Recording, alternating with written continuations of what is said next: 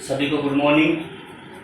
अपना चैप्टर किरण प्रकाशिकी चल रहा है और इस किरण प्रकाशिकी चैप्टर में आज अपने पढ़ेंगे प्रिज्म के पदार्थ का अपवर्तनांक कैसे ज्ञात किया जाता है। काफ़ी महत्वपूर्ण प्रश्न है बच्चों, इसका आप अपने देखेंगे इसमें कि प्रिज्म के पदार्थ का अपवर्तनांक किस प्रकार से अपने निकालेंगे। सबसे पहले अपने इसके प्रिज्म के बारे में देखेंगे कि प्रिज्म होता क्या है। तो इसके लिए अपने सबसे पहले अपने डायग्राम बनाते हैं। इसमें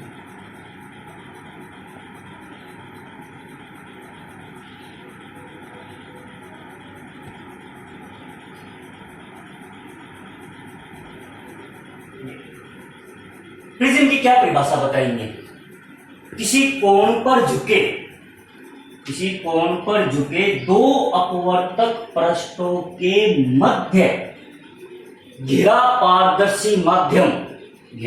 समांगी पारदर्शी माध्यम क्या कहलाता है? प्रिज्म कहलाता है। या दूसरे शब्दों में ऐसे बताएं कि दो अपवर्तक पृष्ठों से घिरा हुआ समांगी पारदर्शी माध्यम क्या कहलाएगा? प्रिज्म कहलाता है। अपवर्तक पृष्ठ कौन से अपने पास? एक भी कौन सी ये अपवर्तक पृष्ठ है, एक भी एसी भी कौन सी है? अपवर्तक पृष्ठ। ये इसका क्या कहलाएगा? आधार कहलाएगा। और प्रिज्म कोण कहाँ होता है?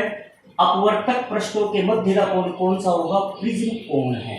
इसको कौन सा कोण बोलते हैं अपने? प्रिज्म कोण। दो अपवर्तक पृष्ठों के मध्य का कोण क्या कहलाएगा? प्रिज्म कोण।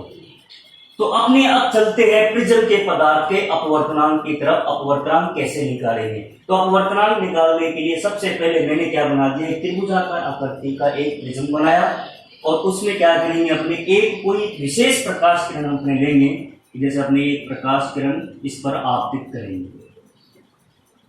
ये कोई मैंने PQ कोई प्रकाश किरण ली जो एक भी अपवर्तक पृष्ठ पर क्या हो रही है? आपतित हो रही है। अब बच्चों जैसी आपतित होगी तो आपको पता है आपतित होगी तो आपतन कोण तो होगा।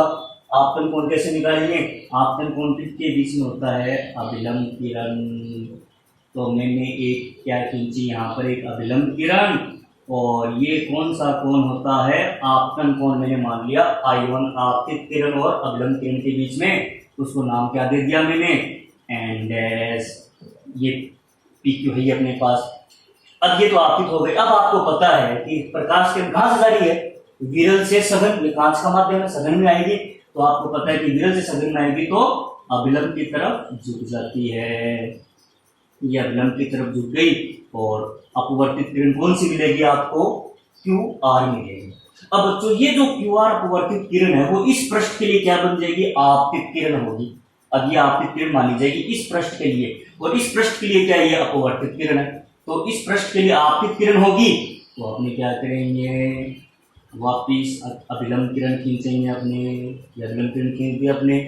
अब ये क्या करेंगे? इसका अपवर्तन कोण तो क्या मान ले अपने? ये तो अपवर्तन कोण R1 है। इसका अपवर्तन कोण कितना अपने पास? R2 है। अब ये आपतन कोण हो जाएगा इस पृष्ठ के लिए। तो सघन से कहाँ जा रही है? विरल में जा रही है, जिसको अपने क्या देंगे? RS। ये निर्गत किरण है, जिसका अभिलंब किरण के साथ में ये निर्गत कोण क्या मान लेंगे अपने? I2 मान लेंगे। तो ये इसका क्या है बताओ बच्चों? किरण चित्र है। अब अपन इसमें एक और देखते हैं, विचलन कोण जरूर आएगा इसमें। विचलन कोण कैसे निकालते हैं? विचलन कोण निकालने का तरीका क्या होता है कि ये जो आपतित किरण है इसको आप आगे की तरफ बढ़ाइए। ये बच्चों मैंने आगे की तरफ बढ़ा दी, ठीक है। ये जो निर्गत किरण इसको पीछे की तरफ बढ़ाता हूं मैं, ये पीछे की तरफ बढ़ा दी। तो आपतित किरण और निर्गत किरण के बीच में जो कोण होता है उसको बोलते हैं विचलन कोण, जिसको अपने किससे लिखा जाता है? डेल्टा से लिखा जाता है। ये डेल्टा है। तो विचलन कोण किसके बीच में होगा? आपतित किरण और निर्गत किरण के बीच में कौन सा कोण होता है? विचलन कोण होता है। तो ये अपने पास इस किरण चित्र पूरा आपने बनाया है।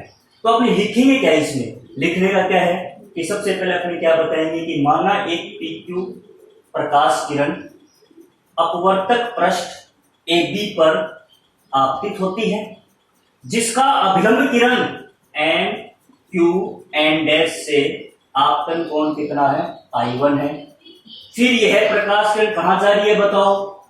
विरल से सघन माध्यम में जा रही है। तब हमें एक अपवर्तित किरण QR प्राप्त होती है, जिसका अपवर्तन कोण कितना है? R1 है।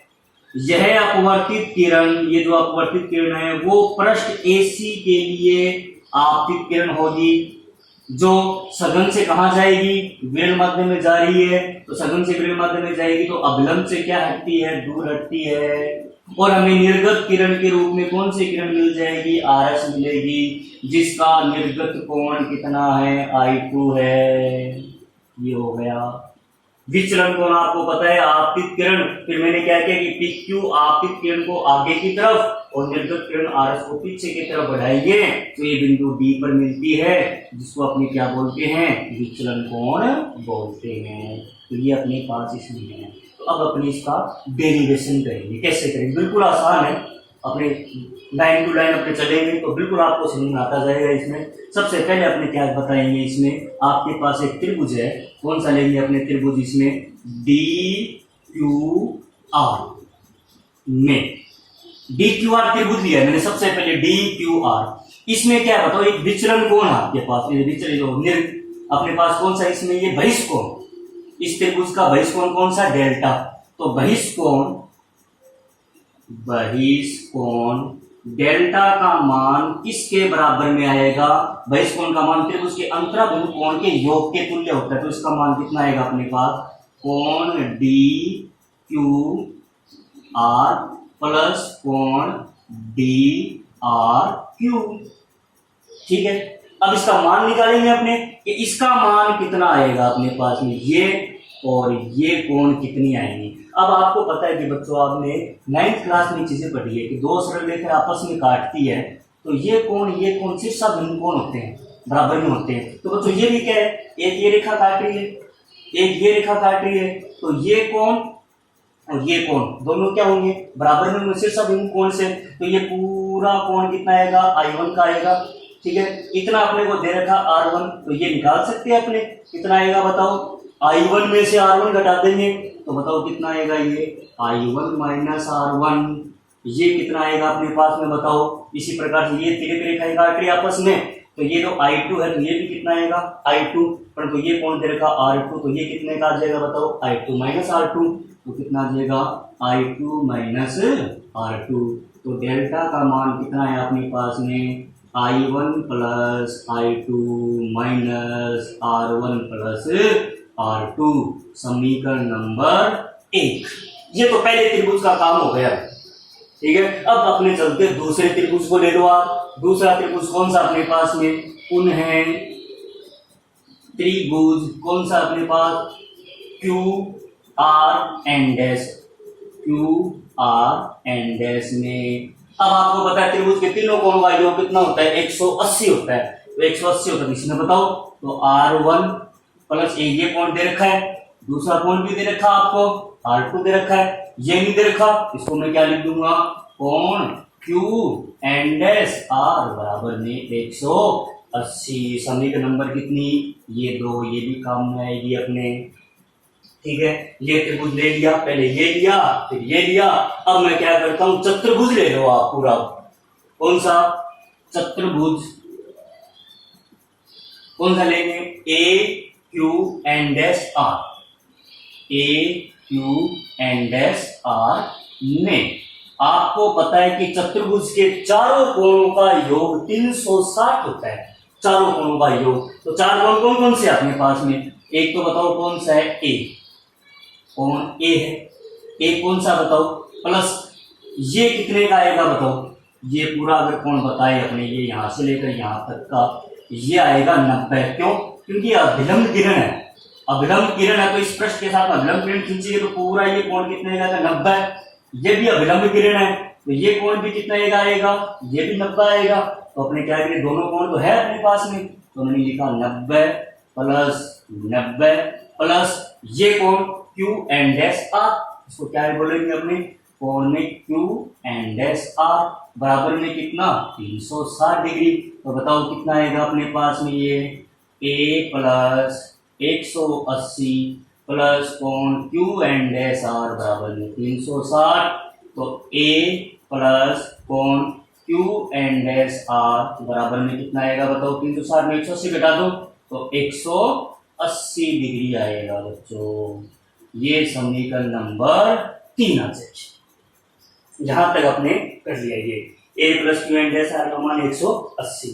अब बच्चों अपने पास एक तो समीकरण 2 है 180 के बराबर, समीकरण 3 भी क्या है 180 के बराबर में है। इन दोनों समीकरणों को देखो अपने,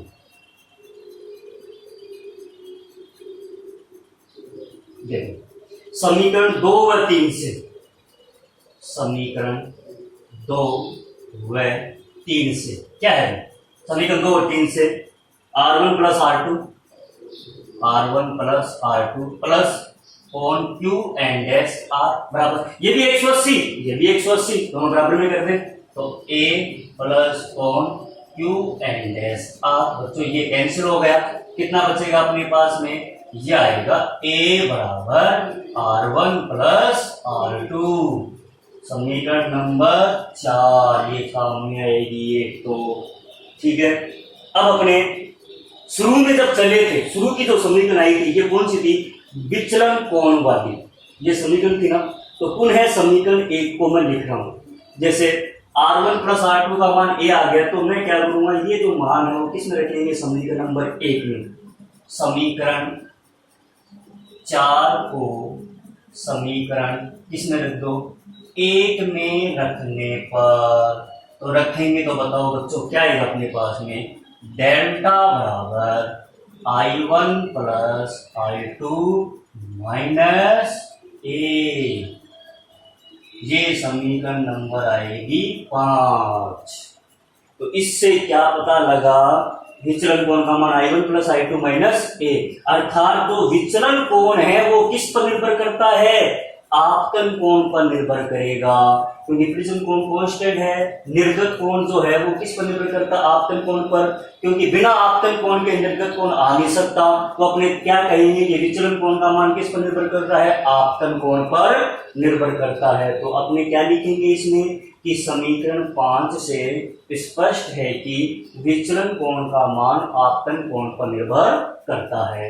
अब अपने क्या देखेंगे कि इसमें न्यूनतम विचलन की अवस्था निकालेंगे, कि अपने क्या करेंगे कि भिन्न भिन्न आपतन कोणों के संगत विचलन कोण के मध्य ग्राफ बनाएंगे। अपने ग्राफ देखते हैं अपने विचलन कोण और आपतन कोण के बीच में, ये विचलन कोण है और ये कौन सा अपने पास में, आपतन कोण। भिन्न भिन्न आपतन कोणों के संगत विचलन कोण के मान भिन्न भिन्न प्राप्त होते हैं। तो इस ग्राफ से अपने को क्या मिलेगा कि जैसे जैसे आपतन कोण का मान बढ़ाते हैं तो विचलन कोण का मान है वो कम होता जाता है और एक न्यूनतम विचलन की अवस्था प्राप्त हो जाएगी, और उससे ज्यादा और बढ़ाएंगे तो विचलन कोण का मान क्या होगा, बढ़ेगा। तो ये अपने पास न्यूनतम विचलन की अवस्था है। यानी जैसे अपने आपतन कोण के मान भिन्न भिन्न लेंगे, यानी आपतन कोण का मान बढ़ाने पर विचलन कोण का मान क्या होता है, शुरू में कम होता है और एक न्यूनतम विचलन कोण आपको मिल जाएगा, और उससे अगर आगे आपतन कोण का मान बढ़ाते जाएंगे तो विचलन कोण का मान क्या होता जाएगा, बढ़ता जाएगा। तो ये अपने पास ग्राफ 1 नंबर में पूछ लेते हुए आया हुआ भी प्रश्न है कि विचलन कोण और आपतन कोण के मध्य ग्राफ बनाएंगे, तो अपने इस प्रकार से इसका ग्राफ बनाएंगे। तो न्यूनतम विचलन की अवस्था कैसे मिलेगी अपने को, इस डायग्राम में देखें। इस डायग्राम में न्यूनतम विचलन की जब अवस्था होती है तो अपवर्तित जो किरण है QR वो BC के क्या हो जाएगी, समांतर हो जाएगी। ये QR जो अपवर्तित किरण थी ना वो BC के क्या होगी, समांतर हो जाएगी, पहली बात। दूसरी बात, आपतन कोण निर्गत कोण के क्या होगा, बराबर में होगा, दूसरी बात। तीसरी बात, R1 और R2 भी कोण क्या होंगे, बराबर में होंगे। तो अब ये बात बताइए इसमें कि न्यूनतम विचलन कोण की अवस्था में PQ अपवर्तित किरण QR किसके समांतर होगी, BC के। नंबर 2 बात, I1 किसके बराबर में होगा, I2 के। नंबर 3 बात, R1 किसके बराबर में होगा, R2 के। ये न्यूनतम विचलन की अवस्था में होता है कि QR जो होती है ना ये किरण, वो किसके समांतर हो जाएगी, इस BC के समांतर हो जाएगी। आपतन कोण निर्गत कोण के बराबर में हो जाएगा और R1 R2 के बराबर में हो जाएगा। तो इनका जो उपयोग है वो अपने समीकरण नंबर 1 तो 4 में करना है और एक समीकरण कौन सी, 5 में करना है। किसका उपयोग, ये जो मैंने लिखा ना ये उपयोग किसमें करोगे, समीकरण 4 और समीकरण 5 में करेंगे। तो देखो किस प्रकार से अपने को करना है इसमें।